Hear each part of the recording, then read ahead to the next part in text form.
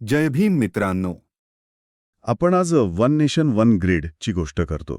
म्हणजे काश्मीरमध्ये तयार झालेली वीज थेट कन्याकुमारीपर्यंत पोचते. हे आज आपल्याला खूप सोपं वाटतं. हो, अगदी सहज वाटतं. पण विचार करा, ज्या काळात भारत स्वतंत्र होईल की नाही आणि झाला तर तो एकसंध राहील की नाही याचीच खात्री नव्हती.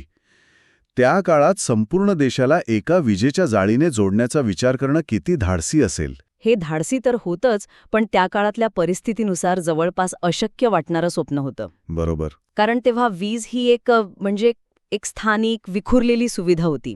मुंबईत वीज आहे पण पुण्यात नाही, कलकत्त्यात आहे पण बाजूच्या खेड्यात नाही. प्रत्येक संस्थान, प्रत्येक प्रांत आपापल्यापुरता विचार करत होता. अशा परिस्थितीत एका व्यक्तीने फक्त स्वप्न पाहिलं नाही, तर त्याची संपूर्ण ब्लूप्रिंट तयार केली. आणि ती व्यक्ती म्हणजे डॉक्टर बाबासाहेब आंबेडकर. आजच्या चर्चेत आपण त्यांच्या याच दूरदृष्टीची आणि त्यामागच्या संघर्षाची कहाणी उलगडणार आहोत. आपल्याला मिळालेल्या माहितीच्या आधारे आपण हे समजून घेऊ की त्यांनी भारताच्या ऊर्जा आणि जलव्यवस्थापनाचा पाया कसा घातला, जो आजही आपल्या देशाचा कणा आहे.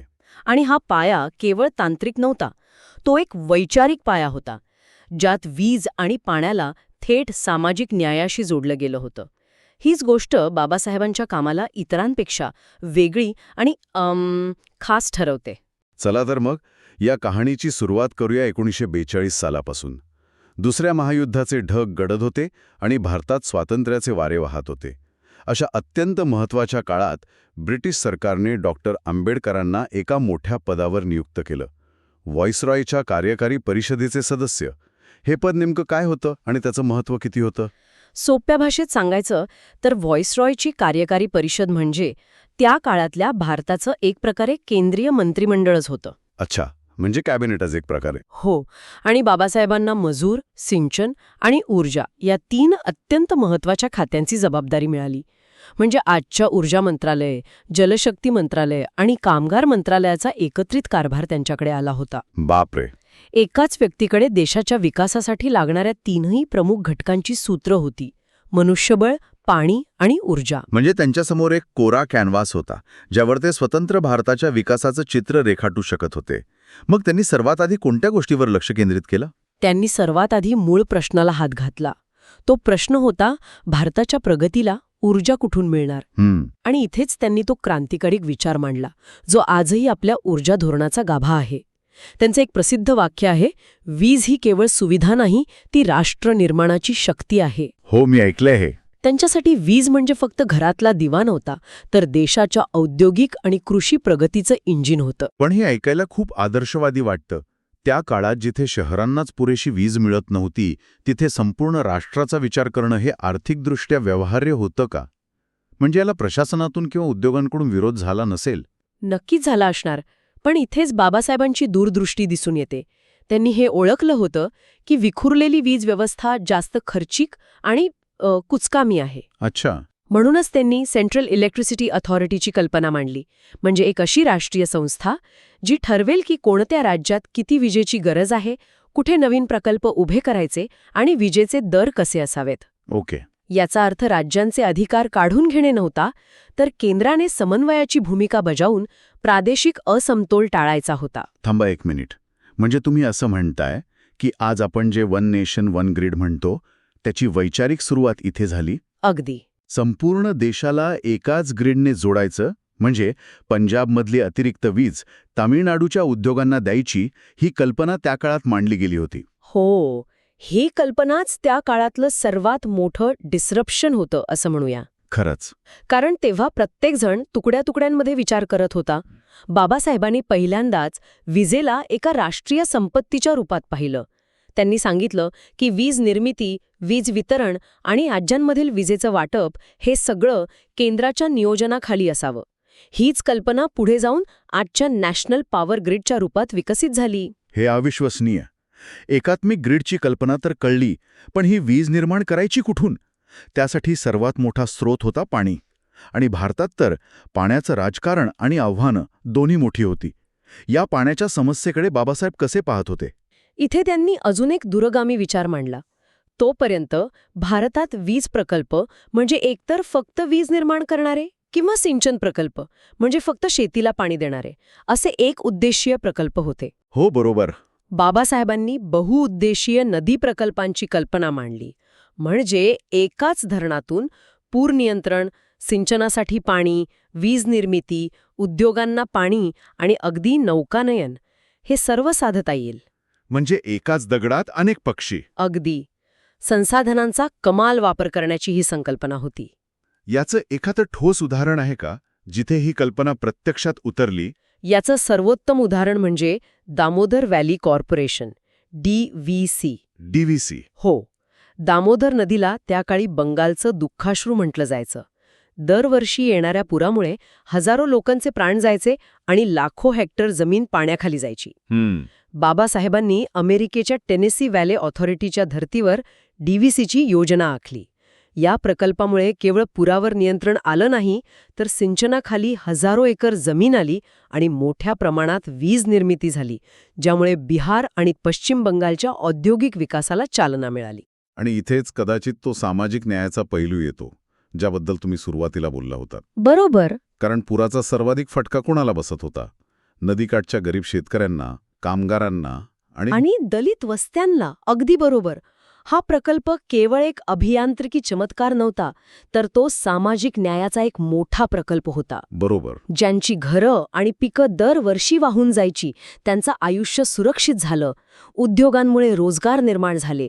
हीच तर मानवी चेहऱ्यासह पायाभूत सुविधांची उभारणी होती. खरंय. बाबासाहेबांनी हे दाखवून दिलं की धरणं केवळ विटा सिमेंटची बांधकामं नसतात, तर ती लोकांचं आयुष्य बदलणारी साधनं असतात. विजेसाठी ग्रीड आणि पाण्यासाठी बहुउद्देशीय प्रकल्प, या दोन्ही कल्पनांना प्रत्यक्षात आणण्यासाठी एका संस्थेची गरज होती की नाही? हो. ती जबाबदारी कोणी उचलली? ती जबाबदारी उचलली central waterways irrigation and power commission म्हणजे CWINPC या संस्थेने, ज्याचे बाबासाहेब प्रमुख मार्गदर्शक होते. ओके. इथे त्यांनी रिव्हर व्हॅली प्रोजेक्ट ही वैज्ञानिक संकल्पना अधिक व्यापक केली.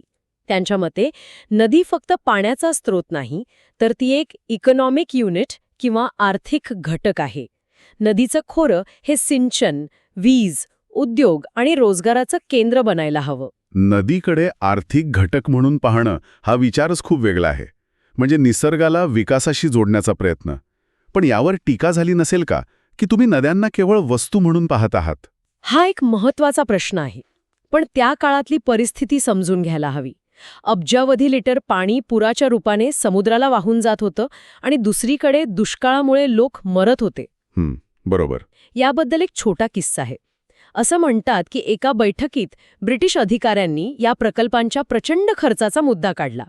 तेव्हा बाबासाहेब म्हणाले होते, वाहून जाणारं पाणी आणि वाया जाणारी वीज हा या देशाचा सर्वात मोठा खर्च आहे. त्यावर नियंत्रण मिळवणं ही गुंतवणूक आहे, खर्च नाही. वाह, क्या बात है. हा एक दृष्टिकोन होता ज्याने संपूर्ण चर्चेलाच कलाटणी दिली. त्यांच्यासाठी नदीचा योग्य वापर न करणं हा राष्ट्रीय संपत्तीचा अपव्यय होता. आणि या सगळ्या विचारांचा केंद्रबिंदू पुन्हा एकदा सामान्य माणूस आणि सामाजिक न्याय हाच होता. हो, त्यांच्यासाठी हे सगळं करण्याचा अंतिम उद्देश फक्त आर्थिक विकास नव्हता. बाबासाहेबांचा एक विचार खूप महत्त्वाचा आहे. वीज फक्त शहरांसाठी नाही, तर ती गाव, शेतकरी आणि कामगारांसाठी आहे.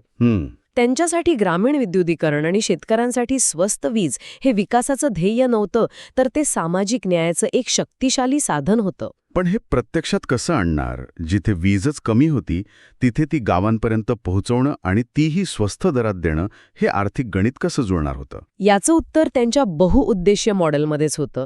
जलविद्युत प्रकल्पामुळे वीज निर्मितीचा खर्च कमी होणार होता. अच्छा. धरणांमुळे सिंचनाची सोय झाल्याने शेतकऱ्यांचं उत्पन्न वाढणार होतं, ज्यामुळे ते विजेचं बिल भरू शकणार होते. उद्योगांना वीज मिळाल्यानं रोजगार वाढणार होते आणि सरकारचा महसूल वाढणार होता. हे एक चक्र होतं. बरोबर. वीज मिळणं हा केवळ आर्थिक विकासाचा भाग नाही, तर तो एक सामाजिक न्यायाचा हक्क आहे असं ते मानत होते. जोपर्यंत देशाच्या शेवटच्या गावात, शेवटच्या माणसापर्यंत वीज पोहोचत नाही, तोपर्यंत खरा विकास होऊ शकत नाही, हा त्यामागचा विचार होता. आणि या सगळ्या धोरणांचा परिणाम आपल्याला स्वातंत्र्यानंतर लगेचच दिसायला लागला असेल. नक्कीच. त्यांच्या या विचारांच्या पायावरच पुढे दामोदर व्हॅली, हिराकूड, सोन, कोयना आणि भाखरा नांगलसारखे महाकाय प्रकल्प उभे राहिले. ज्यानंतर आधुनिक भारताची मंदिरं म्हटलं गेलं. हो, पण ह्या मंदिरांची पायाभरणी आणि संकल्पना बाबासाहेबांनी त्यांच्या कार्यकाळातच केली होती. महाराष्ट्राच्या बाबतीत बोलायचं झालं तर महाराष्ट्र राज्य वीज मंडळाची म्हणजे MSEBची स्थापना तर 1960 साली झाली. मग बाबासाहेबांच्या कामाचा थेट संबंध त्याच्याशी कसा जोडता येतो? संबंध खूप खोलवरचा आहे. MSEBची स्थापना जरी 1960 साली झाली असली तरी जलविद्युत प्रकल्पांवर भर देणं, नदीखोरे विकासाचा विचार करणं आणि ग्रामीण भागात वीज पोचवण्याचं धोरण आखणं, या सगळ्या कल्पनांची मुळं तिथे आहेत. अगदी यासारख्या गोष्टींची मूळ कल्पना बाबासाहेबांच्याच धोरणांमध्ये होती. त्यांनी 1940च्या दशकात जो आराखडा तयार केला होता तीच पुढे जाऊन MSEB सारख्या संस्थांसाठी एक प्रकारे ब्लूप्रिंट ठरली. त्यांनी फक्त तात्पुरते उपाय सुचवले नाहीत, तर त्यांनी एक संस्थात्मक रचना उभी केली जी पुढची अनेक दशकं देशाच्या आणि राज्याच्या कामी आली. तर या सगळ्या चर्चेचा अर्थ असा आहे की आज आपण जी अखंडित वीज अनुभवतो, शेतीसाठी जे पाणी वापरतो आणि मोठ्या धरणांमुळे जी सुरक्षितता अनुभवतो, त्या आधुनिक भारताच्या पायाभूत सुविधांची वैचारिक पायाभरणी डॉ. बाबासाहेब आंबेडकरांनी केली होती. हो, केंद्रीकृत वीज नियोजन, बहुउद्देशीय प्रकल्प आणि सर्वात महत्त्वाचं म्हणजे या सगळ्याला सामाजिक न्यायाची जोड देणं, हे सर्व विचार त्यांनी स्वातंत्र्यापूर्वीच मांडले आणि त्याची अंमलबजावणी सुरू केली. आपण अनेकदा पायाभूत सुविधांकडे केवळ सिमेंट आणि स्टीलच्या बांधकामाच्या दृष्टिकोनातून पाहतो, पण आजच्या चर्चेतून हे स्पष्ट होतं की सर्वात टिकाऊ पायाभूत सुविधा एक दूरदृष्टी असलेली संकल्पना असते. एक विचार असतो जो देशाला एकत्र बांधतो आणि पुढच्या पिढ्यांसाठी संधीचे दरवाजे उघडतो. बाबासाहेबांनी तेच केलं. त्यांनी वीज आणि पाण्याला केवळ वस्तू म्हणून नाही तर राष्ट्रनिर्माणाचं सर्वात प्रभावी साधन म्हणून पाहिलं. खरंच एका अशा पैलूवर आज प्रकाश पडला ज्याबद्दल फार कमी बोललं जातं. आणि सामाजिक न्याय यांची सांगड घातली. आज आपल्यासमोर हवामान बदल, डिजिटल डिवाइड किंवा शहरी ग्रामीण दरी यांसारखी आधुनिक आव्हानं आहेत. या समस्या सोडवण्यासाठी आपण तंत्रज्ञानाला केवळ आर्थिक विकासाशी न जोडता सामाजिक न्यायाशी जोडणारा असाच बहुउद्देशीय दृष्टिकोन ठेवू शकलो तर आज काय बदल घडू शकतील.